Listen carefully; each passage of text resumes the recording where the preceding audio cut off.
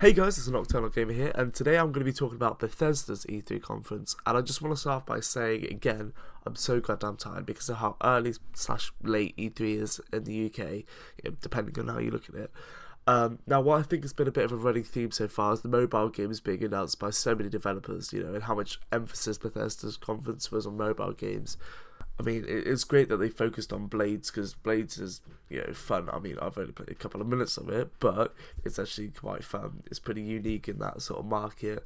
But then there was just a lot of, attention put on some of them. Anyway, I'll go over that in a bit. In this conference as well, there was this weird sort of inspirational message behind everything, with this whole, we are Bethesda, and for me this doesn't really sit well at all, because it's sort of off the heels of the disaster of Fallout 76, and here they are saying how much they care about the company and about how they were all gamers before they started working for Bethesda, and it just makes me think, okay, so that means either you knew it was bad and you pushed it out anyway because money, or you pushed it out because you were under pressure by the heads of Bethesda to release it as quickly as possible. But either way, that makes me feel uncomfortable right off the bat with this conference, but to be fair, I don't want to shit all over them, as the rest of the conference does have a few redeeming qualities. I do like the fact that they admitted there were issues, but it's still kind of irritating to me they don't fully explain how a game that broken could have been released without someone saying, hey, this is kind of shitty.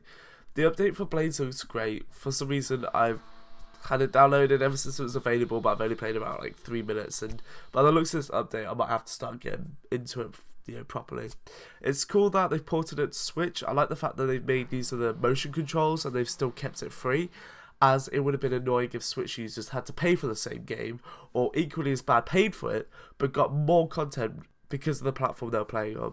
This way it keeps it fair and equal. It was a great idea to make it cross-progression, as the people who've already put many hours into this game that might prefer to play it on Switch don't feel like they've wasted their time or have to start again. On the flip side, if you don't have your Switch, or if your Switch has died, it's a great idea to pull out your phone and continue the journey there. So props to Bethesda for that. Fallout 76 Wastelanders looks great. The monsters look genuinely terrifying, but for me, it's kind of a case of too little too late. Having human NPCs in the game is making everyone go crazy. There's this one fucking dude at the front row who just screams at everything they showed, which was just the most annoying thing I've ever heard.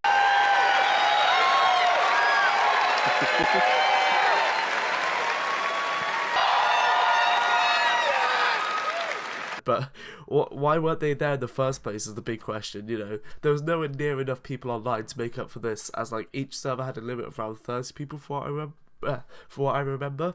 And adding a dialogue tree that was implemented years ago in Fallout New Vegas, just feels like they aren't innovating, they're just doing what they should have done in the first place. And I really hope this dialogue tree is done similar to the one in New Vegas, because hot damn, that game is good. Now onto the cardinal sin of gaming for me, which is Battle Royale modes.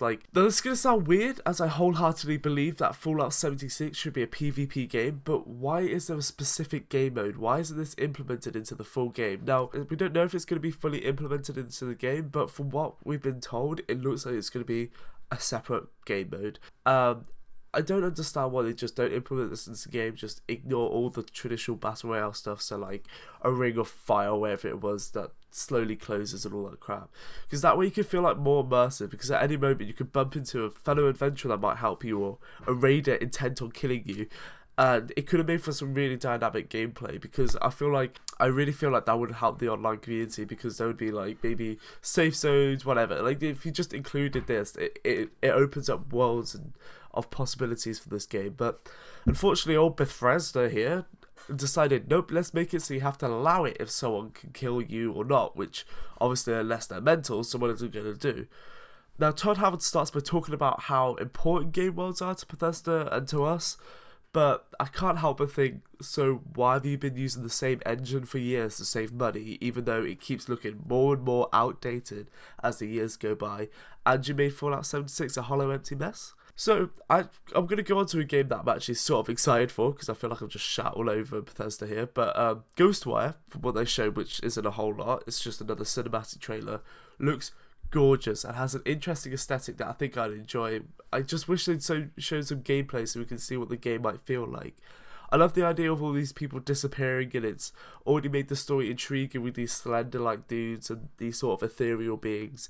So I'm really looking forward to more updates on the game. Now, I've never really got around to playing the Elder Scrolls Online, so this update looks like an opportunity to maybe start getting into it, but unfortunately it's another cinematic trailer rather than gameplay trailer, which seems to be a theme of this conference. Now, honestly, this next game, I never heard of Commander Keen, the original, but after this trailer was shown, I did some digging, just looked at some old videos and stuff, and this really doesn't look like the original at all. Like, yeah, there's jumping and there's aliens and there's somebody called Commander Keen, I guess.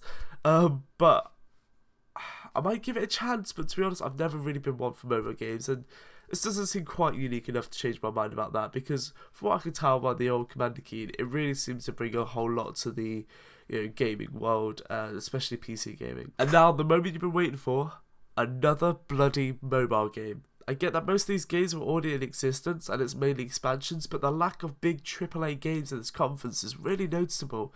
And by the looks of the Elder Scrolls Legends, it's pretty similar to Hearthstone. Now, it may be completely unique, I don't know, as I haven't played it, but to me, I don't think they're marketing it very well, as I just don't see enough of a difference between it and Hearthstone for me to download it, going by trailers alone.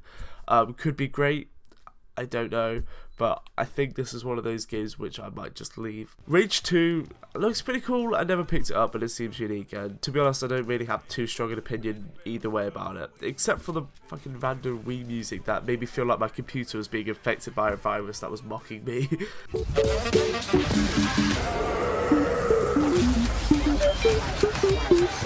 Now, Wolfenstein Cyberpilot was announced, which is a VR Wolfenstein game, and unfortunately I've never really played Wolfenstein, so I can't really say I'm looking forward to this, but it looks fun enough. Wolfenstein Youngblood does look really fun, and has a really great chaotic look to it that intrigues me, and it's piqued my interest enough that I might finally cave and buy the others, so I can be up to date story-wise when this comes out. They've been on my radar for a while, but I've just never really picked it up for whatever reasons. Deathloop is an interesting one. I think the artsy vibe it gives off is really unique and I love it. As I said in my previous video, I like Groundhog Day situations, if done well, but unfortunately it's another cinematic trailer, so we can't exactly see how the time repeating itself mechanic is going to fit in.